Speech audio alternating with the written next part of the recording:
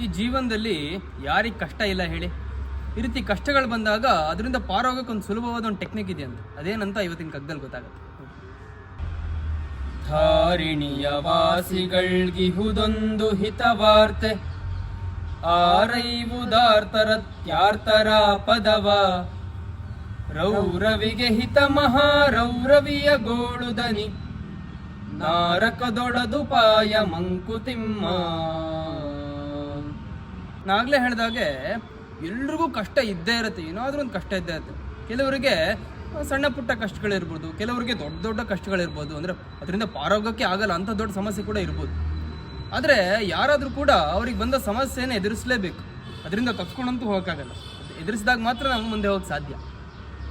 ಅದನ್ನು ಇಲ್ಲಿ ಏನು ಹೇಳ್ತಾರೆ ಅಂದರೆ ಗುಂಡಪ್ಪನವರು, ಈ ರೀತಿ ಯಾವ್ದಾದ್ರು ಕಷ್ಟ ಬಂದಾಗ ಈ ಕಷ್ಟ ಬಂದವನು ಏನು ಮಾಡ್ಬೇಕಂದ್ರೆ ಅವನಿಗಿಂತ ಜಾಸ್ತಿ ಕಷ್ಟ ಬಂದಿರುತ್ತಲ್ಲ ಅವ್ನು ನೋಡ್ಬೇಕಂತ.